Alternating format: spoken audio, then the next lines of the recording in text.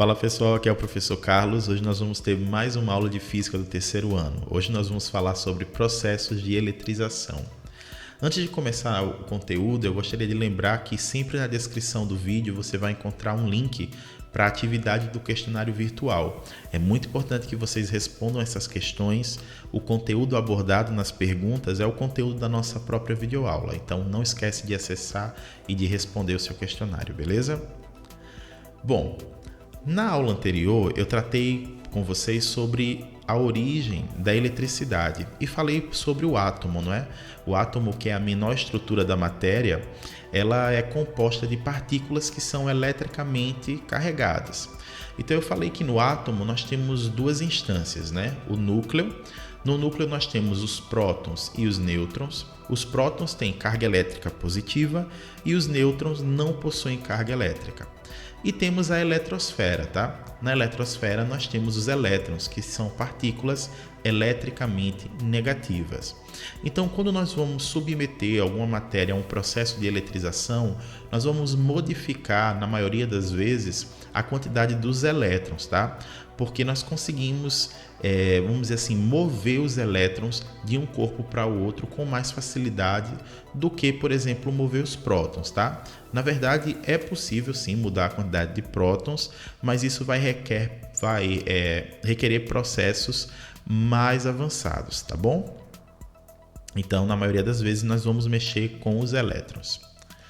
Bom, antes de falar dos processos em si, eu quero só retomar com vocês alguns conceitos que com certeza vocês já conheçam, né, do dia a dia, que é o conceito de condutores e de isolantes. Então, só para não passar batido, vamos aqui conceituar dentro da física. Os condutores são materiais que permitem com facilidade o trânsito de partículas portadoras de carga elétrica, tá bom? Então, que tipos de materiais são esses? Os metais, não é? São grandes condutores de eletricidade, mas além dos metais, como ouro, prata, cobre, tá? Nós temos também aqui o grafite, tá? Que é um ótimo condutor de eletricidade. O nosso planeta Terra também.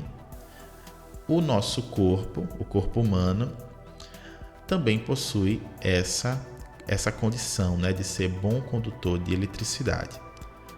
Então, gente, aqui nós temos aqui, né, os condutores que usamos na condução de energia elétrica, né?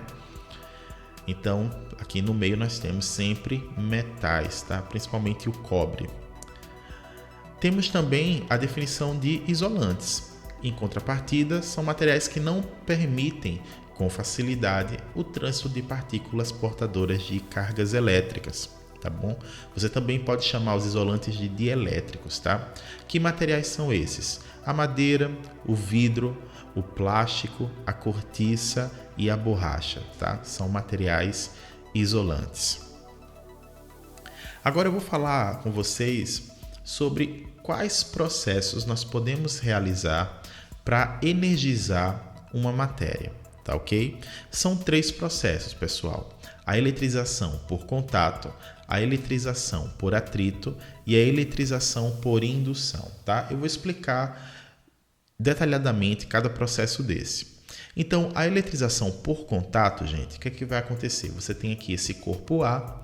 Esse corpo A, ele está inicialmente neutro, tá? Ou seja, ele está em equilíbrio elétrico. A quantidade de prótons e de elétrons seria a mesma. E eu tenho aqui um segundo corpo que está eletrizado.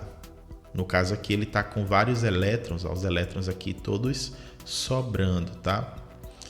Então, o que é que eu vou fazer aqui nesse processo de contato, né? O nome já está dizendo. Eu vou aproximar de forma que toque um objeto no outro, tá certo? Nesse momento, alguns dos elétrons que estão sobrando no corpo B vão ser transferidos para o corpo A, vão ser atraídos para o corpo A. E aí, quando eu separo, ó, o que acontece? Tá vendo? Os dois corpos ficam eletrizados. O interessante da eletrização por contato é que nesse tipo de processo, os dois corpos vão ficar com cargas de mesmo sinal. Como aqui no nosso exemplo, o corpo A e o corpo B ficaram negativos. Ok? Então esse é o processo de eletrização por contato. Eu aproximo um objeto neutro com um objeto eletrizado, né? Toco os dois, acontece uma transferência aí de partículas e quando eu os separo, eu vou ter os dois corpos eletrizados e com o mesmo sinal.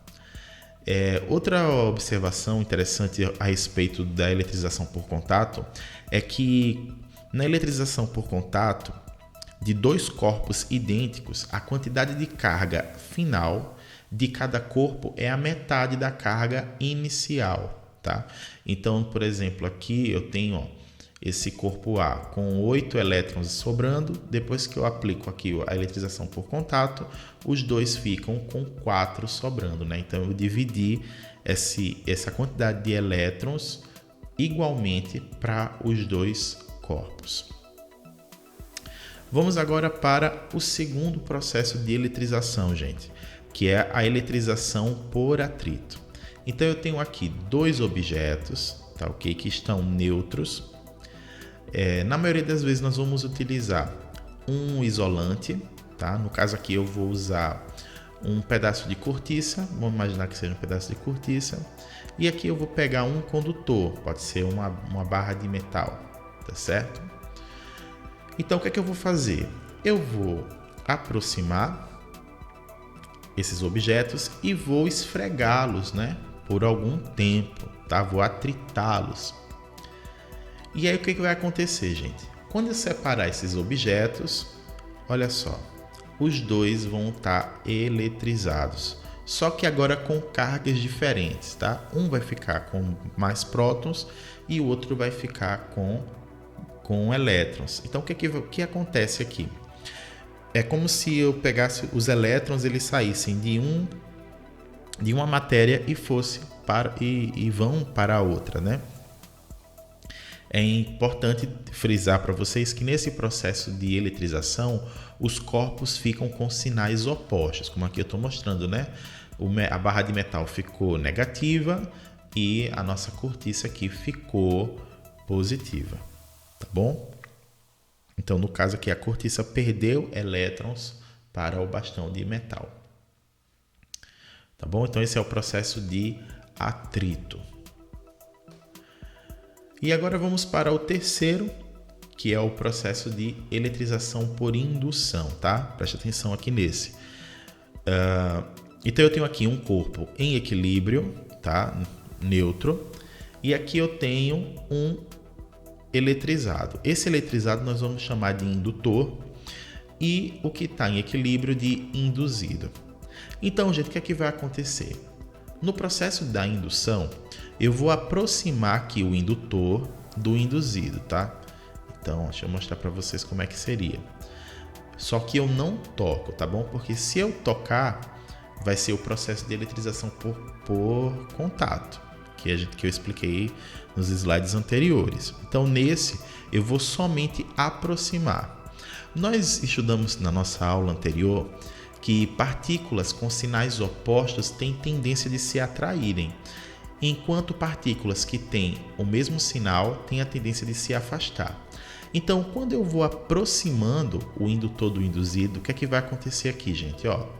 As partículas com sinais contrários vão ser atraídas pelo indutor, enquanto que as partículas negativas que estão aqui sobrando no indutor são repelidas, tá? Então aqui ficou os positivos aqui, todos próximos do indutor e as negativas ficaram para lá. Então o que é que eu vou fazer no processo da indução? Eu vou fazer um processo chamado de aterramento, tá? Então eu posso conectar aqui esse meu corpo A ao solo, por exemplo, né? Então o que é que vai acontecer? Quando eu conecto, né? Quando eu faço esse aterramento, esses elétrons eles vão ser descarregados para o aterramento, viu? E aí agora eu posso afastar o indutor e o que aconteceu com o meu corpo A? Ele ficou eletrizado, tá ok? No caso do processo da indução, os sinais, né, de carga de cada corpo vão ficar sempre contrários também, assim como foi no atrito, tá ok? Então aqui repetindo mais uma vez para vocês. Deixa eu voltar aqui para ficar bem claro. Então eu pego aqui um neutro e um eletrizado, aproximo, aproximo, tá? Quando eu faço essa aproximação, as cargas, né, são separadas, tá bom? Depois disso, eu aplico um aterramento. Quando eu tiro o aterramento, acontece uma descarga elétrica, não é? Deixando o corpo A, que estava neutro, agora vai ficar eletrizado, tá bom? Então esse, gente, é o processo da indução. Bom, era isso que eu queria tratar com vocês hoje, tá ok? Lembrando, façam a atividade virtual, que o link está lá na descrição, tá ok? Não esquece. E também eu aproveito para pedir para que vocês aprofundem os estudos de vocês no livro didático. Você tem esse material em mãos, então faça bom proveito dele, tá ok? Esse conteúdo da aula de hoje está lá no capítulo 1, das páginas 15 a 20. E você também já pode fazer os exercícios da página 16 e 21. Aproveitando que eu estou falando de exercício, na nossa próxima videoaula vai ser uma videoaula só de resolução de exercícios, onde eu vou estar corrigindo com vocês esses exercícios aí da 16 e 21 e também os exercícios que foram propostos na nossa primeira videoaula, tá? Então é muito importante que vocês façam o máximo que puder desses exercícios para a gente possa tirar as dúvidas. Eu vou também deixar aqui na descrição do vídeo um contato para que você possa mandar para mim as suas dúvidas e também você pode, caso você queira, mandar a dúvida para o representante da sua turma e ele vai colocar naquele grupo que foi criado para isso, tá bom? Então espero que essa aula tenha sido legal para vocês. Quero agradecer e que possamos nos encontrar na nossa próxima aula, tá ok? Um abraço.